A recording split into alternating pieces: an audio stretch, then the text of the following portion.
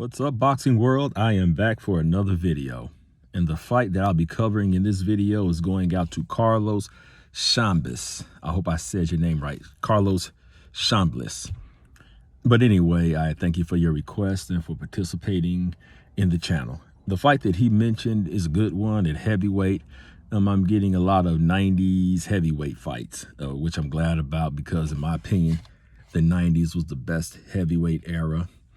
Arguably, the 70s was the best heavyweight era to a lot of fighters, but, you have a lot of good eras to pick from, to choose from. So it was the 90s for me.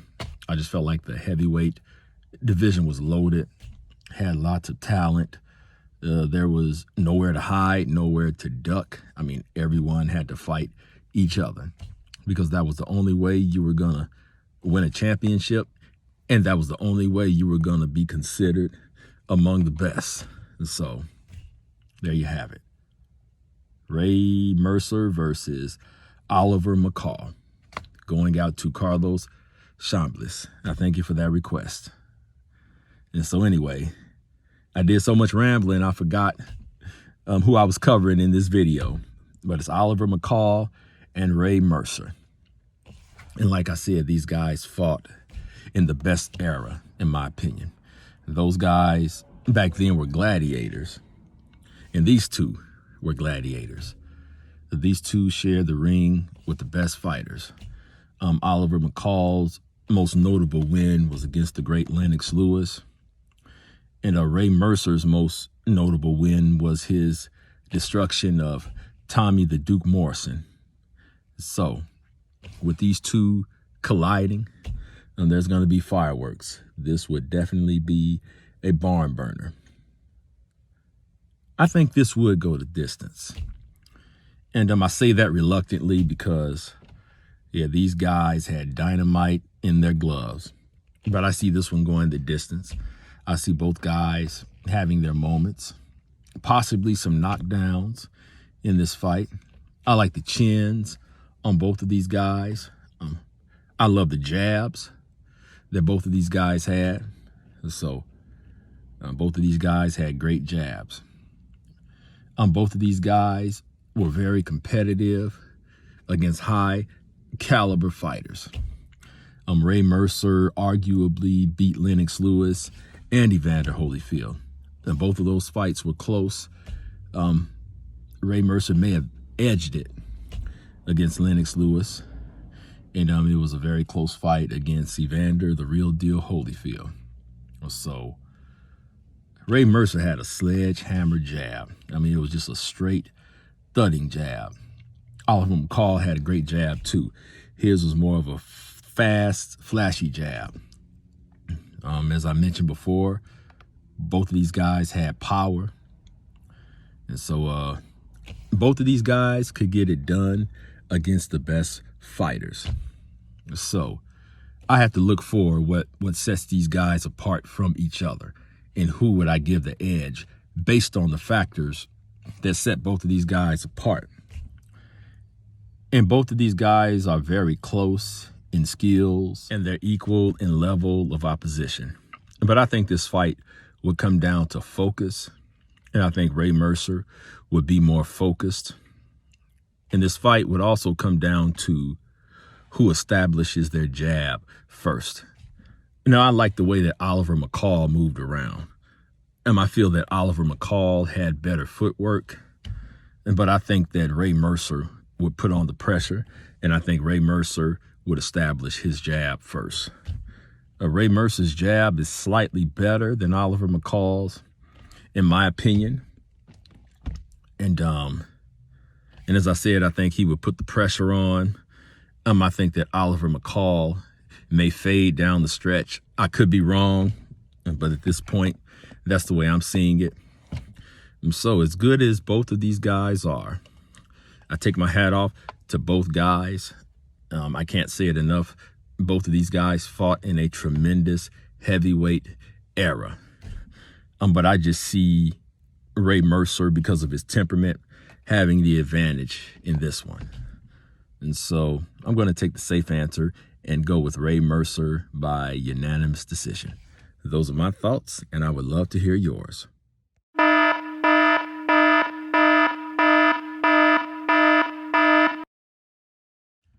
Some of these new fans are breaking my heart with these unrealistic expectations. Just totally unrealistic. Fighters today have to be perfect. They can't have a loss on their record. They can't get knocked down. They can't struggle against a formidable opponent. And they can't even get hit nowadays. If you get hit, you're a gatekeeper. You've been exposed. You're not that good. But they fail to realize that the best fighters in the history of boxing had bad nights. They struggled. And sometimes it was simply not their night. And it happened. And it happens. And so, as I always say, I don't want to come across as a know-it-all, as condescending. But we just have to be realistic in our assessments. And sometimes you can tell who just started watching boxing. You can tell who really doesn't understand the sport and the dynamics. Nowadays, it's all about perfection. The perfect record, the perfect fight, the perfect career, the perfect resume. Now, there's nothing wrong with expecting fighters to at least try to build a decent resume. But you guys want fighters to fight all killers, all prime killers. There's not one fighter in the history of boxing that has fought all prime killers. Now, that doesn't get people who duck the best fighters a pass. But what I'm saying is, fighters like Canelo and Floyd have accomplished so much. They have fought so many big name opponents, but everyone keeps going back to this prime business. Prime this, prime that. They were either before their prime, after their prime, so on and so forth. What brought this on is a lot of times people will post the highlights of the Mayweather-Mosley fight. Mosley caught Floyd in the second round. So people try to use that to discredit Floyd. Don't you know that all fighters get hit? I don't care how good you are. You're not going to avoid every punch. You will not avoid every punch. You are in there with another professional fighter who knows how to hit. Every fighter in the history of boxing has been hit, has been caught. So how in the world? I mean, think about that. It's so unrealistic to expect a fighter to never get hit. When Jorge Linares caught Devin Haney, now Devin Haney is overrated. He's been exposed. He's a hype job because he got caught by another professional fighter. It's just like saying that Terrell Davis, for example, of the Denver Broncos, it's like saying that he's not a good running back because he's been tackled. It's like saying that Michael Jordan is a horrible basketball player because he's missed shots. So if we took that same mindset or that same mentality to a sport like basketball, we would expect Michael Jordan to make every damn shot to consider him great. Do you get how twisted that logic is? You can train and you can be the greatest, but the other guy is there to hurt you. And you will be hit at least once. You will be rocked at least once in your career. As good as Floyd is, he's just as human as the other fighters. Mosley caught him. Mosley hurt him. Mosley rocked him. But guess what? Floyd won the fight. Floyd survived the onslaught. Floyd knew what to do to survive. And see, that's another thing about boxing. What makes you great is not just when things go your way in a fight, but when things aren't going your way. See, adversity shows you who a fighter really is. But see, a lot of fighters today take the safest routes. They take fights. All they do is take fights that they know they can win, pad their records, sit around for 1 or 2 years. And the only thing they have is that undefeated record. Of course, you're going to be undefeated. And I'm going to probably say this every time I do one of these videos. Of course, you're going to be undefeated when you haven't faced anyone, or I won't say haven't faced anyone, because anytime you get in the ring, you're taking a risk. But when you don't challenge yourself, when you don't take risk, big risk. I'm so over this undefeated stuff, and hopefully it's not looking good, but hopefully this nonsense will disappear and true fans will rise up and expose this garbage for what it really is. There's nothing wrong with being undefeated. Listen, if you're fighting the best of the best and no one can beat you and no one can blemish your record, if you're just that good, hey, more power to you. But real fans know the difference. They really know the difference. Mosley caught Mayweather. So what? Who won the fight?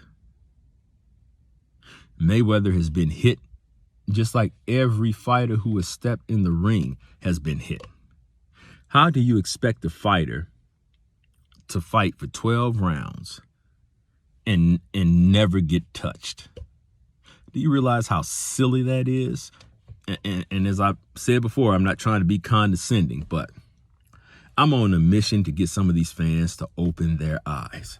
I've been watching boxing since 1989. And I've never stepped in the ring, okay? But I paid close attention to the sport, to the fights, to the fighters, and I've learned a lot just by watching. And these fans today, they are way off. But what really gets me is fans who have been watching the sport for as long as I have getting caught up in this nonsense. You know better. You know better. If you watched and followed boxing during the golden era, and you take on this new mindset that a fighter is only great if he's undefeated, or you accuse a fighter of being exposed because he took one single hit, he had a bad night, he struggled. What are we doing to the sport? The sport is about struggle, people. The sport is about proving that you're the best under the toughest circumstances. So we'll praise a fighter who hasn't taken any risk just because he has that little O on his record versus a fighter like Lomachenko. Yes, he has 2 blemishes on his record. For one, that doesn't take away from his greatness. But for 2, he fought a world-class fighter for his second pro fight because he wanted to be a world champion. He took a risk. He fought hard-hitting Orlando Salido, where he took his first loss. And then he fought Teofimo Lopez. There were several easier fights that Lomachenko could have taken. But he has greatness in him. So he realizes that in order to be great, you have to take risk. But you'll criticize him and you'll praise these guys over here who only fight once a year, once every 2 years. And when they do fight, it's the safest route. But because of a stinking record. Open your eyes, people. Open your eyes. Please.